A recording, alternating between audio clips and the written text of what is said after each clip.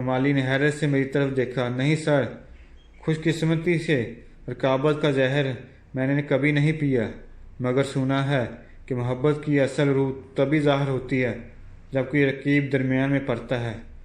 میں نے کھوئے ہوئے لہجے میں کمالی سے پوچھا، رقیب کے ساتھ کیا سلوک کرنا چاہیے کمالی؟ رقیب کے ساتھ رقابت کرنی چاہیے سر۔ رقیب پر رحم کھانے والا دراصل اپنی محبت کے ساتھ مخلص نہیں ہوتا۔ میں نے چونک کر اسے دیکھا، لیکن محبت تو محبت ہوتی ہے، نہ کوئی جنگ۔ کمالی مسکرا دیا۔ محبت میں رقابت سے بڑی جنگ بھلا اور کیا ہوگی اس دنیا میں سر؟ اور آپ نے سنا تو ہوگا کہ محبت اور جنگ میں سب جائز ہوتا ہے۔ میں دفتر سے باہر نکلا تو رقابت کا زہر میرے پورے وجود میں اپنے پنجے گاڑنے شروع کر چکا تھا۔ جانے کب دن ڈلا اور کب رات ہوئی، میرا سارا جسم جل رہا تھا۔ کبیر نے رات گئے جب گھر کے دروازوں اور گیٹ کو تالا لگانے کی اجازت چاہی تو میری آنکھیں اس پر جم گئی۔ کبیر خان، تم میرے لیے کیا کر سکتے ہو؟ کبیر نے حیرت سے میری طرف دیکھا۔ ہم جان لے سکتا ہے، ہم جان دے بھی سکتا ہے۔ کبیر خان کچھ دیر تک میرے جواب کا انتظار کرتا رہا۔ آپ کو حکم کرو صاحب۔ کبیر خان کا جان بھی حاضر ہے آپ کے لیے۔ میں اپنے خیالات سے چونکا۔ ہاں، فی الحال کچھ نہیں، بس ایسے ہی کچھ خیال آ گیا تھا۔ تم جاؤ، رات بہت ہو گئی ہے، تمہاری گھر والی رات دیکھتی ہوگی تمہاری۔ کبیر کچھ کہتے کہتے رک گیا اور الجھن زیادہ سا وہاں سے چلا گیا۔ یہ مجھے کیا ہوتا جا رہا ہے؟ میرے اندر یہ کیسی عجیب سی ایک جنگ چھڑنے لگی تھی، جیسے میرا وجود دو حصوں میں تقسیم ہوتا جا رہا ہو۔ میرے اندر ایک نیا پرزاد جنم لینے لگا تھا جو مجھے رقیب سے رقابت کے سبق سکھانے لگا تھا۔ وہ سارا دن میرے اندر بولتا رہتا تھا، یہ کیا کرنے جا رہے ہو احمق انسان؟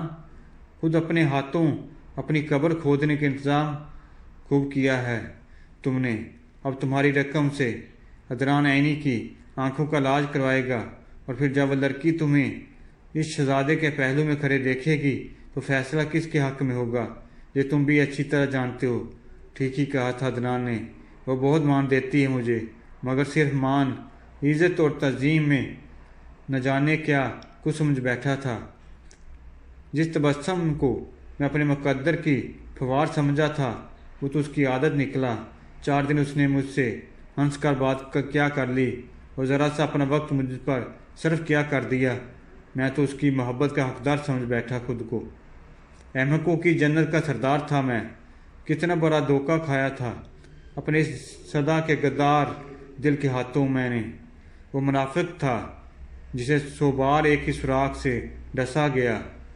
جی چاہ رہا تھا کہ خود اپنے ہاتھوں سے اپنا سینہ چیر کر اس بیوقوف قلب کو باہر نکالوں اور اپنے قدموں تلے اس وقت تک رونتا رہوں جب تک کہ زندگی کا آخری رمق باقی رہے۔ اگلے دن میں گھر سے نکلا تو جانے کہاں کہاں بھٹکتا رہا، اور پھر کسی ہوٹل کا بورڈ دیکھا میں نے۔ ڈرائیور کو گاڑی اس موڑ نے کہہ دیا۔ میں کچھ دیر تنہا بیٹھنا چاہتا تھا، اور کبھی کبھی تنہائی میں صرف لوگوں کے ہجوم میں ملتی ہے۔ ویرانوں میں تو ہم اپنے سامنے مزید نمایاں ہو جاتے ہیں، تو مجھے ایسی تنہائی چاہیے تھی جہاں خود مجھے بھی میرا سامنا نہ کرنا پڑے۔ لابی میں بیٹھے بیٹھے 2 گھنٹے گزر گئے۔ یہ 5 اور 7 ستارہ ہوٹل بھی عجیب ہوتے ہیں۔ ایک دنیا ایک خلقت وہاں آتی جاتی رہتی ہے، مگر کسی کو کسی سے کوئی غرض نہیں ہوتی۔ سب کے ہونٹوں پر مسکراہٹ ہوتی ہے، مگر عموماً مسکرانے کی وجہ نامعلوم رہتی ہے۔ اچانک لابی میں ایک شور سا اٹھا اور کچھ لوگ ایک جانب لپکے۔ میں نے پلٹ کر دیکھا تو لبنہ اپنے سٹاف کے ساتھ لوبی میں داخل ہو رہی تھی۔ میڈم شہ پارہ کے مدہون اس آٹوگراف لینے میں مصروف تھے۔ مجھے یہ دیکھ کر خوشی ہوئی کہ لبنہ کی ساکھ بطور ہیروئن بھی پھر سے بحال ہو چکی تھی۔ جانے یہ آٹوگراف لینے والے مداح بعد میں اس کو آٹوگراف کے سین سنبھال کر بھی رکھتے ہوں گے، یا پھر وقت گزرنے کے بعد یہ یادیں بھی ردی کی ٹوکری کی نظر ہو جاتی ہوں گی۔ لبنہ کی نظر مجھ پر پڑی تو وہ سب سے معذرت کر کے میری طرف چلی آئی۔ ارے پریزاد تم، کیا کوئی میٹنگ وغیرہ ہے؟ نہیں، خود سے چھپنے کے لیے یہاں بیٹھا تھا۔ میرا جواب سن کر وہ خاموش سی ہوگی۔ کیوں جلاتے رہتے ہو خود کو ہمیشہ؟ کب تک جلتے رہو گے؟ یہ دنیا تمہاری اندر کی دنیا سے بہت مختلف ہے۔ پلیز خود کو اس دنیا کے مطابق ڈالنے کی کوشش کرو۔ میں دھیرے سے مسکرایا، گویا منافقت کا درس دے رہی ہو۔ نہیں پریزاد، نہیں، مگر یہ دوگلا پن ہماری فطرت بن چکا ہے۔ کمالی صاحب مجھے بتا رہے تھے کہ تم ہمارے ساتھ کینیڈا نہیں چل رہے ہو، کیا کوئی پریشانی ہے؟ میں نے بات ٹالی، نہیں، تم لوگ پہنچو، میں بعد میں آ جاؤں گا۔ اور سنو، مجھے یقین ہے کہ یہ فلم تمہارے کیریئر کی بہترین فلم ہوگی، لیکن وعدہ کرو سپر ہٹ ہو جانے کے بعد پہلا آٹوگراف میرے لیے ہوگا۔ وہ ہنستے ہنستے رو پڑی۔ مت کیا کرو ایسی باتیں، یہ سب تمہاری وجہ سے ہے، اور اگر میرا بس چلے تو ساری دنیا کو تم سے آٹوگراف لینے بھیج دوں۔ میں تمہیں بتا نہیں سکتی کہ میں تمہاری کتنی احسان مند ہوں پریزاد۔ میں نے شکوہ کیا، پھر وہی احسان کی بات۔ کتنی بار تمہیں سمجھاؤں کہ دوستی میں احسان نہیں ہوتا؟ لبنہ کی آنکھیں ابھی تک نم تھی۔ تم نہیں جانتے پریزاد، مجھ جیسے لوگ جو زندگی میں ان گنت سمجھوتے کر کے یہاں تک پہنچتے ہیں، ان کے لیے کسی کا یہ بے لوث رویہ دنیا کے کسی بھی احسان سے کہیں بڑھ کر ہوتا ہے۔ کبھی کبھی ہم تو ہمارے ضمیر کو بھرپور کچو کے لگاتے رہتے ہیں کہ بدلے میں ہم اپنے موشن کے لیے کچھ بھی نہیں کر پائے۔ یہ احساس بڑا بے سکون کر دینے والا ہوتا ہے۔ لبنہ کے جانے کے بعد بھی میں بہت دیر تک بے مقصد وہی بیٹھا رہا۔ میں نے اپنا موبائل خاموش کر دیا تھا۔ بے خیالی میں میری نظر پڑی تو کمالی اور اینی سمیت بہت سے لوگوں کی کال دکھائی دی۔ عجیب عذاب نواں شے ہے یہ سیل فون بھی۔ ہر وقت ہر کسی کی دسترس میں رکھتا ہے، کسی مضبوط شکنجے جیسا۔ دفتر پہنچا تو پی اے نے بتایا کہ اینی بی بی کا درجنوں بار فون آ چکا ہے۔ اس نے بنا پوچھے فون ملا دیا۔ وہ مجھ سے روٹھی ہوئی تھی۔ کہاں چلے جاتے ہیں آپ یوں بنا بتائے؟ 4-5 دن بعد میری روانگی ہے اور آپ ہیں کہ وجہ وقت ہی نہیں دے رہے۔ یاد رکھیے پریزاد، اگر آپ وقت پر نیو یارک نہ پہنچے تو میں آپریشن نہیں کرواؤں گی، اور اسے دھمکی مت سمجھیے گا۔ نہ چاہتے ہوئے بھی میرا لہجہ کچھ تلخ سا ہو گیا۔ نہ ہوا کرو میرے لیے اتنا پریشان، مجھ جیسے بے مول انسان کی اتنی فکر نہ کیا کرو، اور بہت لوگ ہیں یہاں تمہاری توجہ کے قابل۔ یعنی رہنسی ہوئی گی۔ کیوں؟ کیا مجھے آپ کے لیے فکر کرنے کا اور پریشان ہونے کا حق بھی نہیں ہے؟ ٹھیک ہے، میں کہیں نہیں جا رہی۔ اس نے فون رکھ دیا اور پھر شام تک وہ بڑی مشکل سے مانی۔ جب انسان خود سے ہی روٹھا ہو تو اسے کسی دوسرے کو منانا کتنا مشکل ہو جاتا ہے، اس بات کا احساس مجھے اس روز ہوا۔ تیسرا دن فلم یون کینیڈا روانہ ہو گیا۔ میری بے چینی بھی اپنے روز کو پہنچ چکی تھی۔ میرے اندر پلٹا نیا پریزاد مجھے دن بھر کچو کے لگاتا رہتا تھا۔ ترکیب سے رکابت اور دشمن سے دشمنی کی جاتی تھی،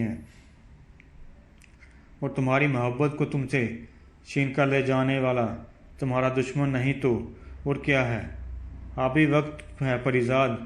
اینی کی آنکھوں کا آپریشن کروانے میں اتنی جلدی نہ کرو، پہلے سے عدنان نامی کو کانٹے کو نکال دو۔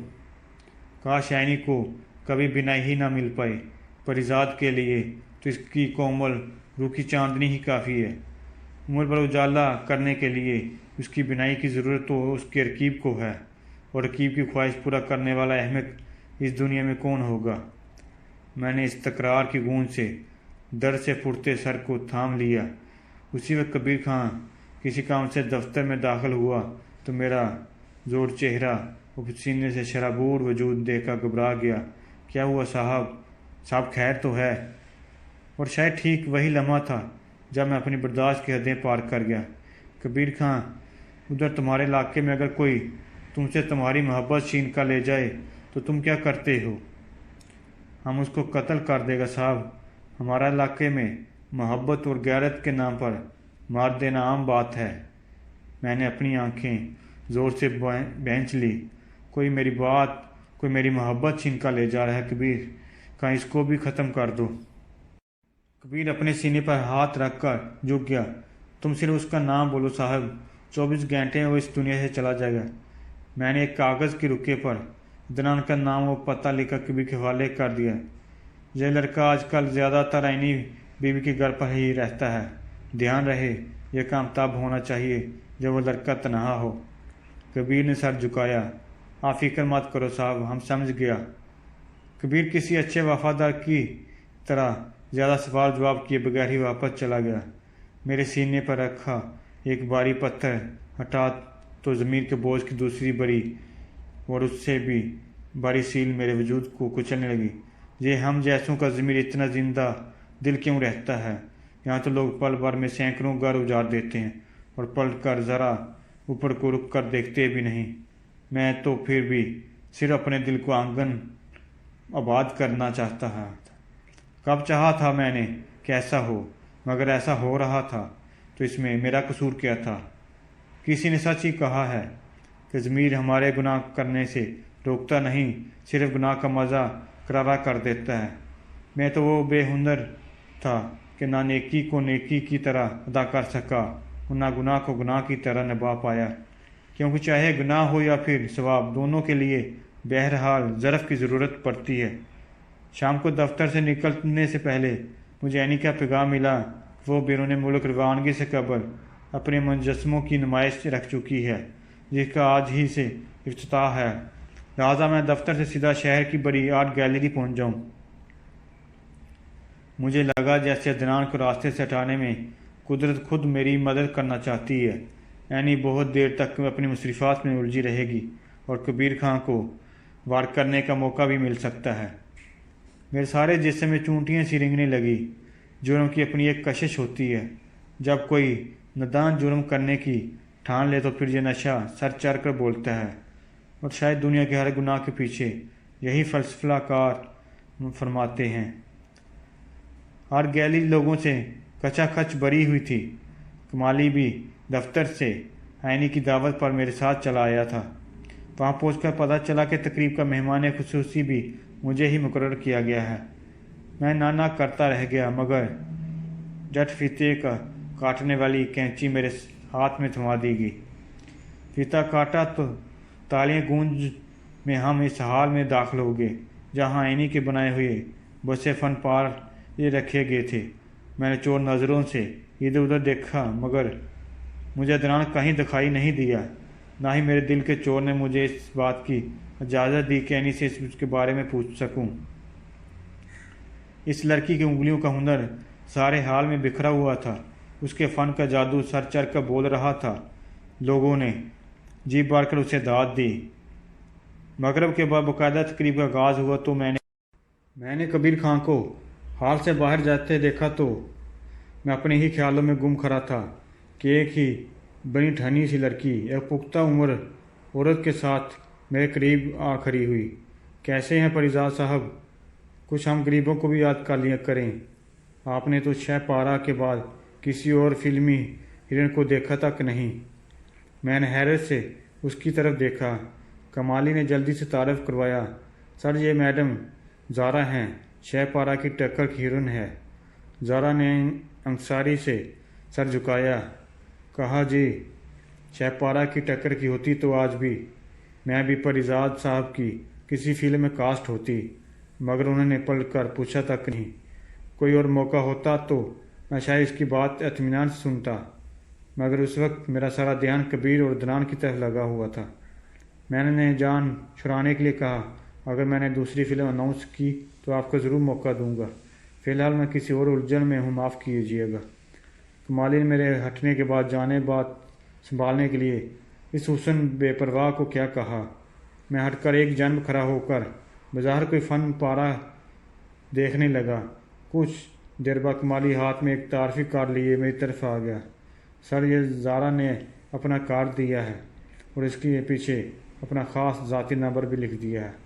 इसने उसकी माँ ने भी ख्वाहिश जाहिर की कि कभी उनके साथ डिनर वगैरह करें। मैंने कार्ड देखकर बेपरवाही से कमाली के हवाले कर दिया। वो कुछ हैरान हुआ। तुम जानते हो कमाली, مجھے ایسے لوگوں سے ملنے کا کبھی کوئی شوق نہیں رہا۔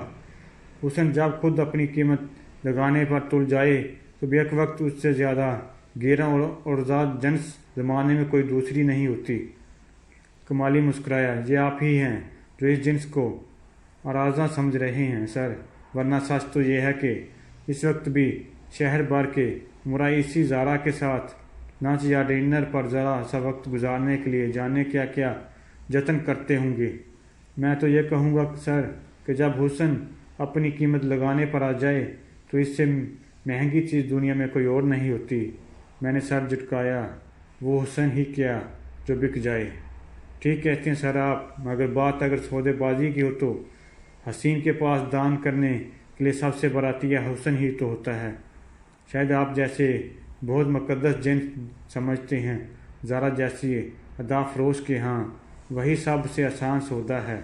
اپنی اپنی سوچ کی بات ہے سر۔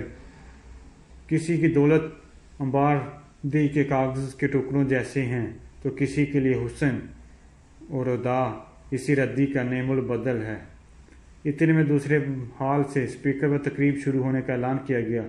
سارے مہمان اپنی نشستوں پر بیٹھ چکے تھے۔ میں پہلی رو میں اپنے نام والی نشست پر بیٹھا تو اچانک میری نظر اسٹیج کے پیچھے اپنے کاموں میں مصروف عدنان پر پڑی۔ میں نے بے چینی سے ادھر دیکھا تو کبیر خان مجھے ہال کے دروازے پر جمع کھڑا نظر آیا۔ میری اس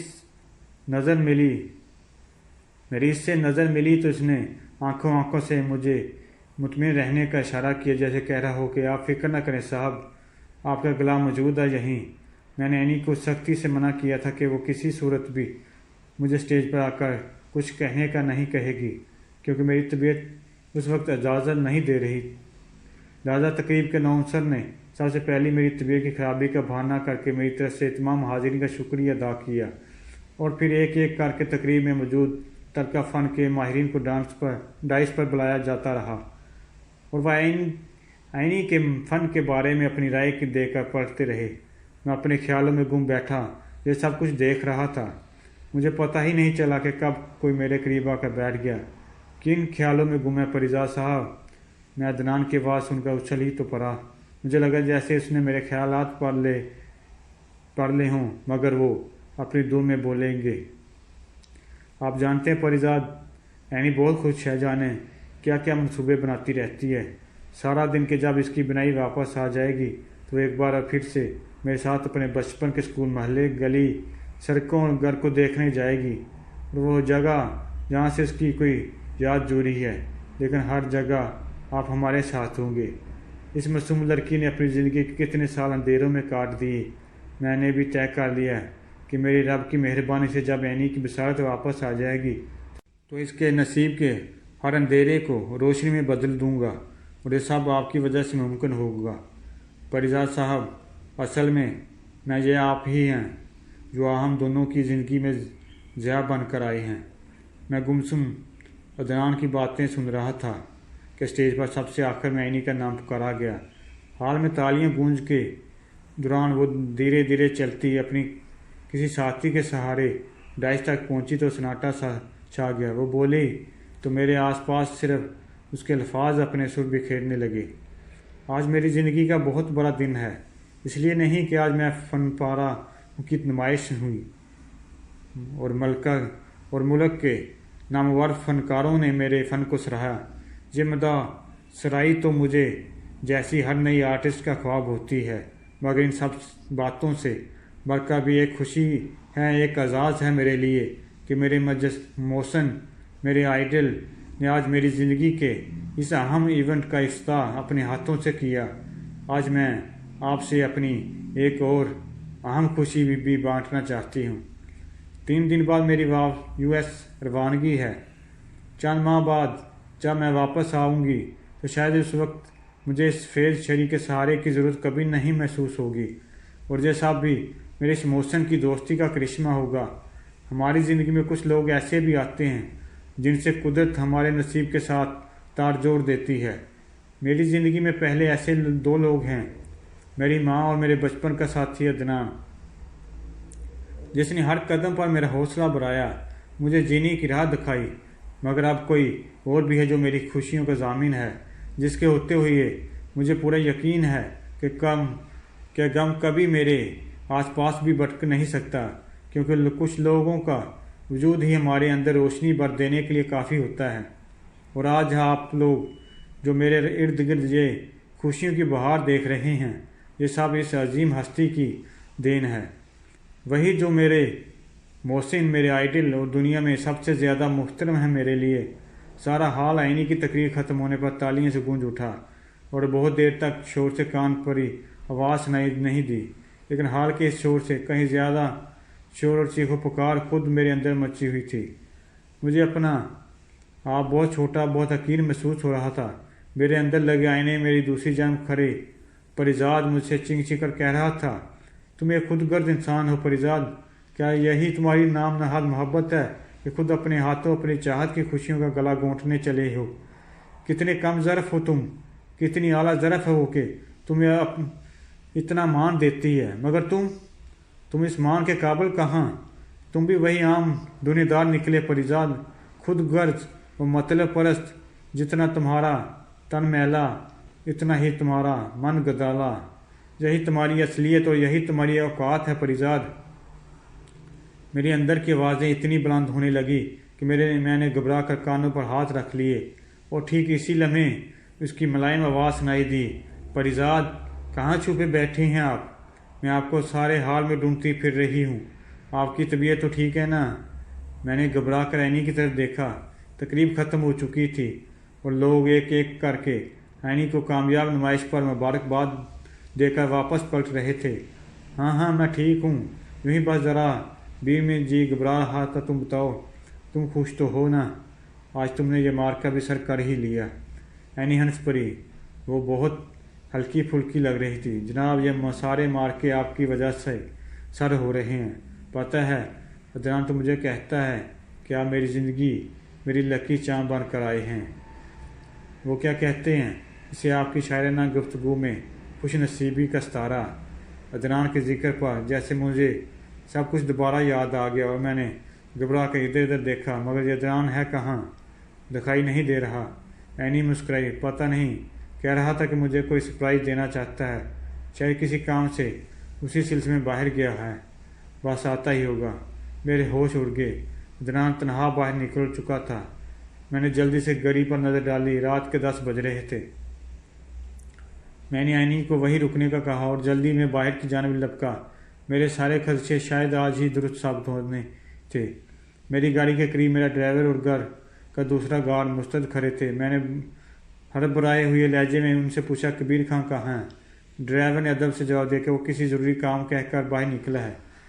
मेरे साथ जाने के लिए उसने घर से दूसरा गार्ड तलब कर लिया था।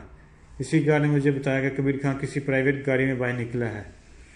मेरे हाथ पांव फूलने लगे। यकीनन कबीर खां अदनान के पीछे गया था ना, ताकि मौका पाकर उसे ख़त्म कर दे। मैंने कांपते हाथों से कबीर का नंबर डायल किया। घंटी बजती रही मगर इसने फ़ोन नहीं उठाया। मैंने जल्दी से दोबारा नंबर मिलाया। मेरे अंदर समुंदर की तेज़ लहरें जैसा शोर उठा, ठाठे मार रहा था। फ़ोन उठाओ कबीर खां, वरना आज हम दोनों के हाथों एक गुनाह कबीरा सरजद हो जाएगा। फ़ोन उठाओ कबीर, खुदा के लिए फ़ोन उठाओ। मैंने खुद कलामी करते 5 मरतबा कबीर का नंबर डायल किया। तीसरी गेंद पर उसने फ़ोन उठाया लिया। मेरी आवाज़ कांप गई। तुम कहाँ हो कबीर खां? जल्दी वापस लौटो। दूसरी जानिब ट्रैफिक का बहुत शोर था। हम शिकार के पीछे आए हैं साहब, तुम फिक्र मत करो, वो इस वक्त ठीक हमारा निशाने पर है। मैंने चीख कर कहा, नहीं कबीर खां, ऐसी गलती मत करना, मेरा हुक्म है कि फ़ौरन वापस आ जाओ। दूसरी जानिब कबीर को मेरी आवाज़ ठीक सुनाई नहीं दी। बहुत शोर है साहब, हम काम ख़त्म करते ही वापस आता है। वो लड़का दूसरी गाड़ी में हमारे निशाने पर है, बस 1 मिनट और। कबीर की आवाज़ कट गई। मैं इतनी ज़ोर से चलाया कि सारी पार्किंग मेरी आवाज़ से गूंज उठी।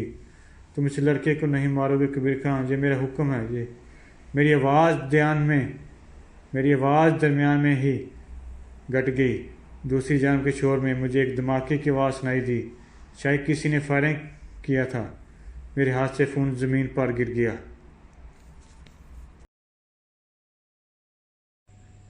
रहील मेरी दूसरी बीवी के पहले शोहर से था। जुड़वा बेटों की पैदाइश के वक्त कुछ ऐसी पेचीदगी पैदा होगी कि मेरी पहली बीवी बच न सकी। बच्चों की देखभाल के लिए अम्मा फौरी तौर पर खैरुन्निसा को ब्याह लाई और यूं रहील भी हमारी ज़िंदगी में चला आया। पहले दिन अम्मा ने उसका तारुफ करवाते वक्त कहा, बेटा खैरुन्निसा बहुत अच्छी औरत है और दुखी भी है, तेरे घर और बच्चों को बहुत प्यार से संभाल लेगी। बस अपने बच्चों की खातिर तुझे उसके लड़के को भी घर में बर्दाश्त करना होगा। अब वो उस बदजात को भला कहाँ छोड़े। अम्मा की इस बात ने मेरे दिल में एक गिरा लगा दी। दिल के एक कोने में कीना पलने लगा। रहील बहुत तमीज़दार बच्चा था। एक चीज़ जो मैंने शिद्दत से नोट की, मेरे सर्द रवैये के बावजूद वो मुझसे बहुत मोहब्बत करता और मेरे रवैये से उसको कोई फ़र्क नहीं पड़ता था। सुबह जब मैं नाश्ते के लिए खाने की मेज़ पर आता, रहील इंतहाई तमीज़ के साथ अस्सलाम वालेकुम अब्बा जान कहता और बात कर मेरे आगे अखबार रखता। मेरे दिल में लगी गिरा डेली होती के साथ ही आवाज़ आती, अरे बदजात, चल अपनी माँ से कह जल्दी नाश्ता लाए, मेरे बच्चे को देर हो रही है। वालेकुम सलाम के साथ रहील के सर पर प्यार देने के लिए उठता, हाथ वहीं मेरी अपाहज सोच के साथ लड़ता और शिकस्त खाकर देर हो जाता। खैरुन्निसा ने मेरे घर और बच्चों को अच्छी तरह संभाल लिया था। वो बहुत साबर औरत थी, कभी शिकवा जुबान पर न लाती। मुझे याद है एक दिन रहील उससे पूछ रहा था, अम्मी जान बदजात क्या होता है? मेरा पूरा जिस्म कान बन गया। मेरी समायतें शिद्दत से खैरुन्निसा के जवाब की मुंतज़र थी। मुस्कुराकर कहने लगी, जब कोई बहुत प्यारा लगे और नज़र लगने के डर से आप बताना ना चाहें तो उसे बदजात कहते हैं। उस दिन मैंने देखा रहील बहाने बहाने से सारा दिन अम्मा के इर्द गिर्द फिरता रहा। कभी जयनमाज बिछा कर दे रहा है और कभी ज़रा से खांसने पर पानी का गिलास उनके आगे रख दे रहा है। अम्मा की आवाज़ आई, अरे बदजात, क्यों मेरी जान खा रहा है ड्रामेबाज, जा दफा हो जा, जाकर कुछ पढ़ ले। क्या जाहल रहे कर मेरे बेटे के माल पर ऐश करता रहेगा? रहील ने खट से अम्मा के गले में बाहें डाली, चटाचट उनके गाल पर प्यार किया। अच्छा प्यारी दादी जान कहा और भाग गया। मैं वही अम्मा के तख्त के पास बैठा देख रहा था। अम्मा की आंखों में हल्की सी नूर की चमक नजर आई और फिर मदम हो गई। कैसे बदकिस्मत थे हम माँ बेटा और कैसे खुशबख्त थे वो माँ बेटा। खैरुन्निसा ने बच्चे के दिल में नफरत की गिरा नहीं लगने दी थी और मेरी माँ मुझे ऊंचे लंबे मर्द पेशे के एतबार से वकील के दिल में किस आसानी के साथ गिरा लगाने में कामयाब हो गई थी। मुझे जूते जमा करने का बहुत शौक था। अच्छे जूते मेरी कमजोरी थी। मेरी वार्डरूम में एक से बढ़कर एक जूता मौजूद था। रहील बहुत शौक से मेरे जूते पॉलिश किया करता। कई बार मैंने उसे दिलजमाई से जूते चमकाते देखा और सच बात तो यह है कि मेरा दिल खुश हो जाता जूते देखकर। मुझे याद है एक दफ़ा मैंने खुश होकर सिर्फ इतना कहा, वाह रहील, कमाल कर दिया तुमने, और उसे 500 का नोट इनाम दिया। भागा भागा अम्मा के कमरे में गया। दादी दादी देखें, अब्बा ने मुझे इनाम दिया है। घर के मुलाजमिन से लेकर घर में आने वाले एक एक मेहमान को बताता कि अब्बा ने मुझे इनाम दिया है। अम्मा ने बदजात दफ़ा हो जा कहकर मुंह फेर लिया। काश अम्मा उसे खैरुन्निसा की खातिर ही एक बार गले से लगा लेती, जिसने उनके पोतों को अपने जिगर के टुकड़े से बढ़कर प्यार दिया था। अम्मा की लगाई हुई नफरत की धीमी आंच पर मेरी अना का बुत पकता रहा। खैरुन्निसा की मेरे बच्चों और घर के साथ बेपनाह मोहब्बत और एहसान भी अना के उस बुत को तोड़ ना पाया। रहील की तमाम खूबियों के बावजूद मैंने कभी उसे सीने से नहीं लगाया था। हाँ, मगर मैंने उसे पर खर्च करने या उसकी ज़रूरियात पूरी करने में कोई कोताही ना की। खैरुन्निसा इतने ही में मुतमिन थी। वक्त गुजरता रहा, बच्चे बड़े हो गए। उमर और अली मेरे जुड़वा बेटे आला तलीम के लिए मुल्क से बाहर चले गए। रहील ने मैट्रिक के बाद तलीम को खैरबाद कह दिया। मेरे बहुत चाहने के बावजूद वो पढ़ नहीं सका।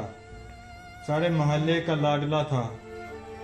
सुबह का घर से निकला, शाम को घर आता।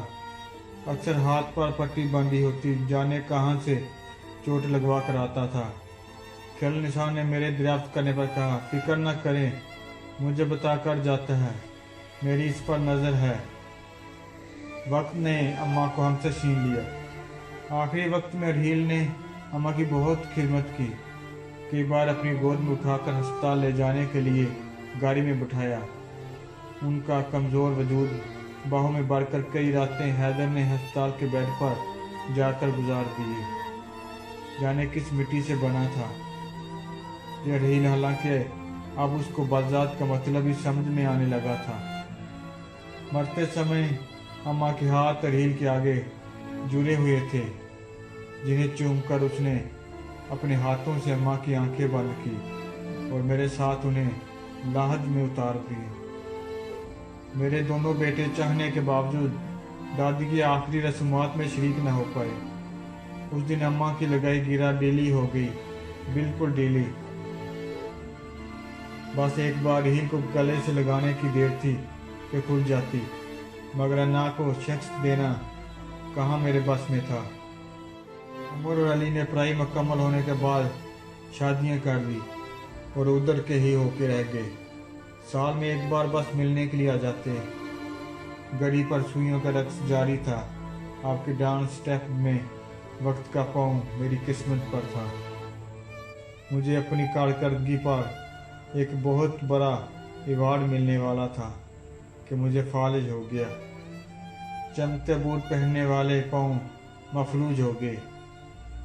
क्या उस्मान शाह नंगे और टेढ़े पाँव के साथ व्हील चेयर पर अवार्ड वसूल करेगा, जिसे ना के बुत को मैं ना तोड़ पाया, अल्लाह ने उसे तोड़ डाला था। नौकरों की फौज के बावजूद रहील मेरे सारे काम अपने हाथ से करता। तकरीब वाले दिन उसने मुझे अपने हाथों से बेहतरीन लिबास पहनाकर तैयार किया, जैसे कोई बाप अपने बच्चों को स्कूल के पहले दिन के लिए तैयार करता हो। और फिर एक इंतहाई खूबसूरत काले चमड़े के बूट मेरे पाँव में पहनाने लगा, जो कि स्पेशल मेरे पाँव के लिए बने थे। मुझे जूतों की बहुत पहचान थी। जूते किसी बहुत महंगी कंपनी पर ऑर्डर देकर बनवाए गए थे। अवार्ड के लिए मेरी व्हील चेयर चलाने के लिए स्पेशल इंतज़ाम था, मगर रहील खुद मेरी व्हील चेयर चलाकर स्टेज पर लाया। अवार्ड मिलने के बाद मेरे गाल पर बोसा दी और कहने लगा, I am proud of you बाबा। मैं कहना चाहता था, मैं बहुत बार रहील से कहना चाहता था, I am proud of you my son, मगर कभी कह ना सका। वो एक बार फिर जीत गया। ये माएँ बड़ी जालिम होती हैं, उनकी लगाई गिरें बहुत सख्त होती हैं। वक्त के साथ डेली तो पड़ जाती हैं, मगर खुल नहीं पाती। मेरे कान में अम्मा की आवाज़ आई, बदजात, आज शायद मेरी अना का इम्तिहान था। अवार्ड की तकरीब के बाद रहील मुझे जूतों की एक फैक्ट्री में ले गया। अंदर दाखिल होते ही मैंने देखा हर कोई रहील को सलाम साहब कह रहा है। और फिर रहील मुझे एक दफ्तर में ले गया, जहाँ एक बहुत खूबसूरत बुजुर्ग बैठे थे। रहील को देखते उठकर खड़े हो गए, उसके सर पर हाथ फेरा और कहने लगा, मुबारक हो उस्मान साहब, अल्लाह को कोई तो आपकी बात पसंद आई होगी जो उसने आपको रहील जैसा बेटा दिया। यह आपके बेटे की फैक्ट्री है। आपका बेटा दुनिया का सबसे मशहूर शो मेकर है। मुझे याद है एक दफ़ा मेरी पसंद के बहुत महंगे जूते ख़राब हो गए थे। जूते इटली के थे और वापस कंपनी में भेजने में बहुत वक्त लगता। रहील ने बड़े माहिर मोची बाबा जी को ढूंढकर उनसे मेरे जूते मरम्मत करवाए। ये वही जूते थे जिन पर खुश होकर मैंने उसे 500 का नोट इनाम में दिया था। बाबा जी की महारत देखते हुए मेरे शौक की खातिर रहील ने उनसे जूते बनाने का फन सीखा और अब रहील के बनाए जूते पूरी दुनिया में मशहूर थे। यूरोप से हमरा रहील को अपने जूते बनवाने के लिए बुलाते, मगर वो मुझे और अपनी अम्मा को छोड़कर कभी नहीं गया। बाबा जी ने सारी कहानी सुनाई। उस वक्त रहील की पट्टी बंधे हाथ मेरी आंखों के सामने आते रहे। उसके हाथों में चुभने वाली सुइयां मेरे सारे जिस्म में छेद कर गई। मेरे जिस्म में सुइयां ही सुइयां चुभी थी। कौन निकालेगा उन्हें? मेरी तौबा, मेरे जख्म बढ़ पाएंगे। गिरा खुलती कि ना का बुत टूट चुका था। मैंने रहील के सामने हाथ जोड़ दिए, उस रहील के सामने जिसे अम्मा बागजात कहती थी। रहील ने मेरे आंसू साफ किए, मेरे कदमों में बैठ कर कहने लगा, मेरे सब दोस्तों के पास सबूत थे। नानी मुझे अल्लाह से दुआ मांगने का कहती और मैंने बहुत बार अल्लाह से दुआ मांगी। आप मेरी दुआओं का समर थे, मेरे अल्लाह का नाम थे। मैं आपसे मोहब्बत कैसे ना करता। आप मुझे बहुत प्यारे हैं अब्बा। आपकी नज़र करम 500 का वो एक नोट, वो मेरी ज़िंदगी की किताब का सबसे बेहतरीन नोट बन गया, जिसने मेरी ज़िंदगी बदल डाली। मैं अपने अब्बा का पसंदीदा बेटा बनना चाहता था और वो बन गया। वो मेरा सबसे प्यारा बेटा बन गया। ख्याल-ए-निसा पास बैठी रो रही थी, मगर उसकी पेशानी चमक रही थी। वो रहील की अम्मा थी। उसने रहील को मोहब्बत करना सिखाया था। काश मेरी माँ ने भी मुझे मोहब्बत करना सिखाया होता। उस रात जब रहील ने अपने हाथों से बनाए हुए मेरे बूट उतार कर मुझे बेड पर लटाया, तो ज़िंदगी में पहली बार मैंने उसका मुंह चूम कर कहा, I am proud of you my son, I love you more than everything.